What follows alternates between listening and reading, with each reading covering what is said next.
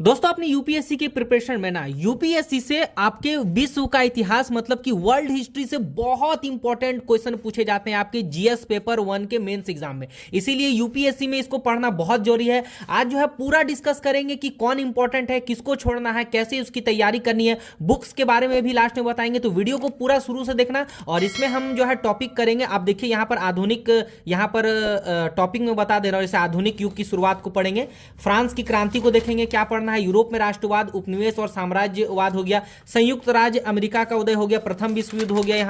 यहाँ पे जो है प्रथम विश्व युद्ध की अवधि को थोड़ा देखेंगे, इंपॉर्टेंट क्या है, द्वितीय विश्व युद्ध को थोड़ा सा देख लेंगे, उसमें क्या पढ़ना है, रूसी क्रांति में क्या क्या पढ़ना है, मध्य पूर्व परिवर्तन में क्या पढ़ना है, शीत युद्ध में क्या पढ़ना है, शीत युद्ध के बाद की दुनिया में कौन इंपॉर्टेंट है, साम्यवाद और समाजवाद और पूंजीवाद में क्या क्या इंपॉर्टेंट है उसको पढ़ना है। ठीक है, तो सारा कुछ डिस्कस करेंगे क्या क्या पढ़ना है। तो चलिए अभी वीडियो को स्टार्ट करते हैं। देखिए अगर हम फर्स्ट टॉपिक की बात करें ना, तो आधुनिक युग की शुरुआत में क्या क्या आपको पढ़ना है, सामंती व्यवस्था को पढ़ना है। इसमें भी आपको पुनर्जागरण और औद्योगिकरण वेरी वेरी इंपॉर्टेंट है, इसको आप नोट कर लेना, इसको आप पढ़ना। मानवतावाद है, कला और वास्तुकला है, साहित्य है, विज्ञान एवं सुधार हो गया, अन्वेषण खोज हो गया, औपनिवेशीकरण हो गया, ये इंपॉर्टेंट है, थोड़ा देख लीजिएगा। राष्ट्रीय राज्यों का उदय और इंग्लैंड की क्रांति को पढ़ लीजिएगा, जो इंपॉर्टेंट है उसको डीप पढ़िएगा, और जिसको जिसको मैंने लाइनिंग किया है उसको जो है थोड़ा सा देख लीजिएगा, उतना भी डीप नहीं लेकिन थोड़ा सा उसको देख लीजिएगा। ठीक है, दूसरा में फ्रांस की क्रांति वेरी वेरी इंपॉर्टेंट, इसमें आपका सबसे इंपॉर्टेंट क्या है, फ्रांस के अथवा फ्रांस की क्रांति को आप अच्छे से पढ़ लीजिएगा, कारण को भी पढ़ लेना।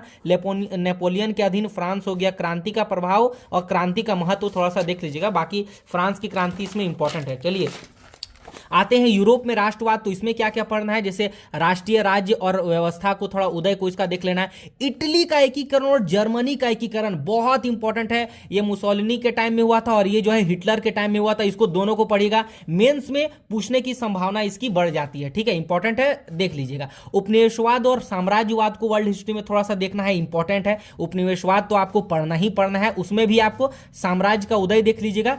एशिया में साम्राज्यवाद का प्रभाव वेरी वेरी इंपॉर्टेंट, इसको देख लीजिएगा। उपनिवेशवाद और विश्लेषण को भी पढ़ लीजिएगा, इंपॉर्टेंट है। देखिए जो वेरी इंपॉर्टेंट है, मैंने उसका हेडलाइनिंग कर दिया है, आप उसको ध्यान रखिएगा। ठीक है, अच्छा, संयुक्त राज्य अमेरिका से उतना तो नहीं पूछता है, लेकिन आप इसमें क्या कीजिएगा, संयुक्त राज्य अमेरिका की स्वतंत्रता है, ये इंपॉर्टेंट है, इसको थोड़ा पढ़ लीजिएगा। बाकी इसमें और टॉपिक जैसे कि अमेरिकी उपनिवेश की नींव हो गई, अमेरिकी क्रांतिकारी युद्ध हो गया, अमेरिकी क्रांति का प्रभाव हो गया, राजनीतिक प्रभाव हो गया, फ्रांस के साथ क्रांति के बाद इसका प्रभाव क्या हुआ अमेरिका का, है ना, अमेरिका में गृह युद्ध को थोड़ा सा देख लीजिएगा, इंपॉर्टेंट है। बाकी संयुक्त राज्य अमेरिका की स्वतंत्रता वेरी इंपॉर्टेंट है, याद कर लीजिएगा। ठीक है, प्रथम विश्व युद्ध में बहुत इंपॉर्टेंट है, इसको देखिएगा। युद्ध के प्रमुख कारण वेरी इंपॉर्टेंट है, प्रमुख घटनाओं को आप थोड़ा सा देख लीजिएगा। युद्ध की स्थिति उतना तो इंपॉर्टेंट नहीं है लेकिन आता है। परिणाम को अच्छा से देख लीजिएगा, प्रथम विश्व युद्ध के बाद की दुनिया। बाकी इसमें युद्ध का कारण और घटना इंपॉर्टेंट है, याद रखिएगा। ठीक है, अच्छा, और इसी सीरीज में थोड़ा सा बढ़ते हैं, साथ में बढ़ते हैं। प्रथम विश्व युद्ध की अवधि 1919 से 39 तक में क्या क्या इंपॉर्टेंट है देखते हैं।